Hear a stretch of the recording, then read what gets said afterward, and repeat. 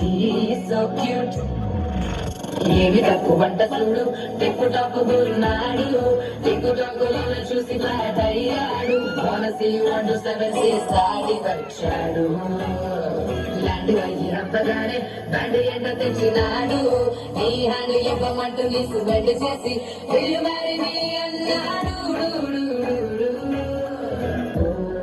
బావా మా అక్కని చక్కగా చూస్తావా ఓ బావా